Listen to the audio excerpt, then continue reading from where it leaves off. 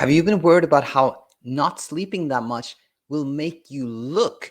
And has that created a pressure for you to sleep that has kept you from doing exactly that?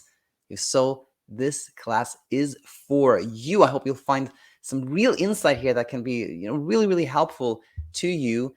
And before we jump into it, actually, I want to say, like, for somebody who's maybe new to this channel, like, if you were looking for, some tips in terms of like, I don't know, makeup or something tangible to do, that's not what we're going to talk about here. But we have absolutely nothing against that, of course. That could be like something really nice as well. But now we're going to go kind of deeper, take a deeper look at what we call appearance insomnia. And the definition of that was, as I alluded to in the intro here, is when we're worried about our looks, right? We're worried about how not sleeping much will make us look.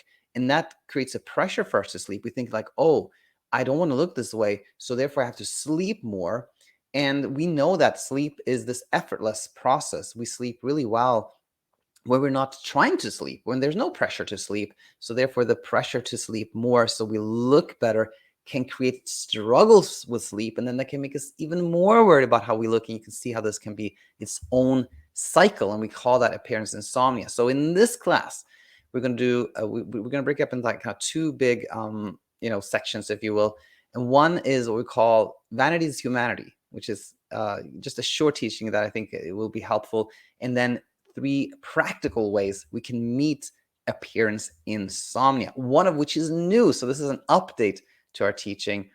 And yeah, without further ado, let's jump in here and look at the first one, Vanitys Humanity. So what I've come across quite often is somebody who says, hey, Daniel, listen, I know this is so vain and I shouldn't even be thinking about this. I know other people have much bigger problems than I have, but I'm worried about how insomnia will make me look, kind of the bag under the eyes or my skin tone or something like this. And I know this is so vain. And, the first thing I want to say when I hear that is that, it's so human. Humanity is humanity. Like, we are a pack animal. We are, we want to belong to like a tribe. And I think this is just from an evolutionary perspective. When we look at these like nature documentaries, we have like a pack of zebras or something like that. And unfortunately, one of them has been hurt and is limping. And we sort of know that that's the zebra that the lion will go for, of course, because it's kind of like it can't keep up with the tribe, something like that. And I think we have this kind of embedded within us. We feel safe when we're in a group, and we don't want to be outside of that group. So we can often have ideas that, if I don't look well, people will not welcome me in the same way. I may not be part of the tribe or something like that. And the thing is, where I want to get to is, if we're thinking like, oh man, I shouldn't even be thinking about this, I'm so vain, that is self-criticism for that, something that is so human. We all are like that. We all want to be part of the group, and when we add that kind of self-criticism, then we have another internal struggle where we're like, oh, I shouldn't even be thinking about this, and we try to stop our thoughts, and then we have more of the thoughts, etc., etc. But when we instead see that, okay, this is so human. It's actually okay to have any thought, any feeling is okay. This is self-kindness, and it's the acknowledgement of the human experience. So I just want to start with that. So we take away some self-criticism that can come from the word vanity and being vain. So with that said, let's get practical here. So let's look at 3 ways that we can meet appearance insomnia. And the first one I want to start with is detective work. And detective work basically means like examining our thoughts, ideas, and see like, is there really evidence here? Like, is this a solid case or not? And so we can ask questions like, is it true that I have dark circles and like poor skin every time I sleep little? Is that true or not? We can look, just by browsing our memory, or we can look at pictures from before, and things of that nature.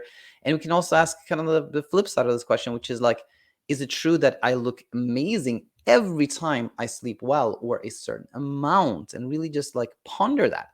And here's the thing. Actually, one more question we can ask ourselves is like, looking at other people, like, do other people comment on how I look when I think I look tired? Like, also questions the idea.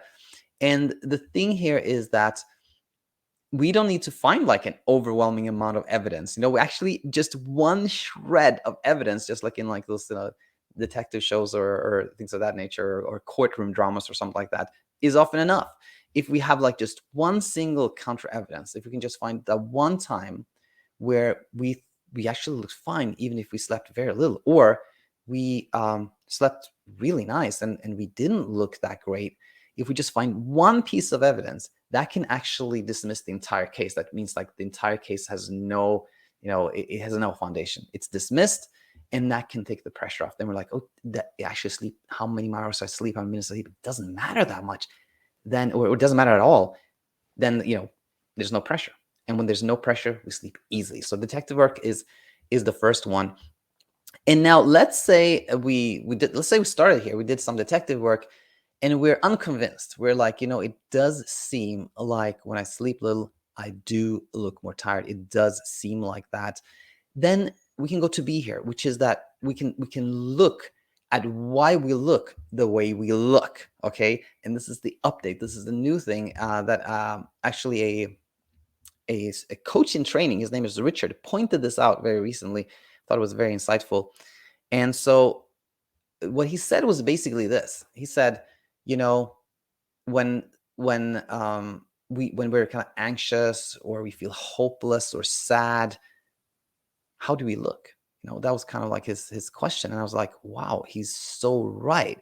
Which leads to this. Okay, we're gonna unpack this, of course. But when we look tired, is that because of kind of like exactly how open or closed our pores are, or the exact tone of our skin? Is that what makes us, the precise shade of our skin, is that what makes us look tired? Or do we look tired when our kind of shoulders are drooping and the expression on our faces show how we feel inside?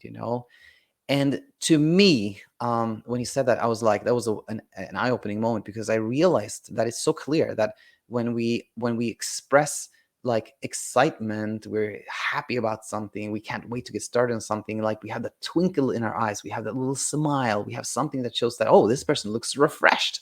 On the flip side, if we're like, we feel kind of defeated, sad, we don't want to look people in the eye, we kind of look the other way, and stuff like that, then we can look tired.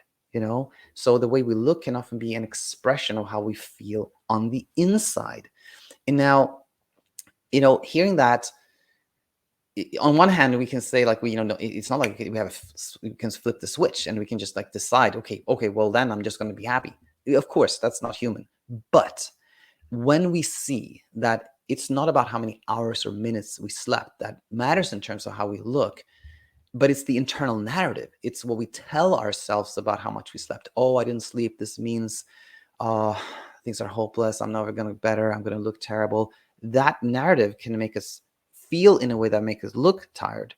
On the flip side, when that narrative changes and we're like, it actually doesn't matter. I'm totally fine no matter how I look, and how I look doesn't really depend on how much I sleep. Then, the pressure comes off again and the narrative has changed and we look different too. And so I thought this was a really, really insightful thing to think about. So far we've seen like we can do some detective work questioning these ideas, and very often find that they have no bearing whatsoever. And B, if we find that, okay, there seems to be some correlation between how I look and how I sleep, well, this is the missing link here, is how we think about it and how our emotional state is expressed in how we look. That's the second step here that can lead to so much pressure coming off. But let's say neither of this has been helpful to us. We remained convinced that how much we sleep does impact how we look, and we don't think that that's an expression of our emotional state.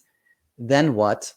Well, that leads us to see here, which I call the path of no resistance, which is so helpful, not only when it comes to appearance insomnia, but in so many other examples. The path of no resistance, or least resistance. We can start here. We can say that, what if we assume that it is true that we will look more tired if we sleep less, and it has nothing to do with our emotional state, and we then look at, okay, so what are the consequences? What are the consequences of me looking tired? Will people who love us still love us? Will people still want to be our friends? Will we still be considered a welcome member of the human tribe? Of course we will. Of course we will. People will still love us. People will still like us. Even if we look tired, that is fine. And this is like, to me, this is the path where there's like it's the path of acceptance, the path of letting go, the path of befriending. It's the path of like, okay, that may happen, and that's okay. Like the path of non-attachment as well. So I would say, like, when there's no resistance, when any outcome is okay with us in this context, then the pressure to sleep can really also fade away. And when there's no pressure to sleep, sleep happens easier, and then then there is no struggle. So I'll end there. I hope this brought a lot of value to you. Do let me know, as always, what you thought in the comments. And if you're finding that thanks to the free content here, you are finding your way to where you want to be, where you sleep well, you're feeling like yourself, that is amazing. Do let us know. On the other hand, if things are tricky, if you're feeling kind of isolated, people around you don't really understand what you're going through, then please head over to our website, thesleepcoachschool.com, and check out our coaching options. And if you decide to join one of our programs, then we look forward to seeing you on the other side.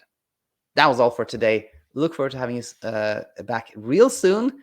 Until then, take it easy.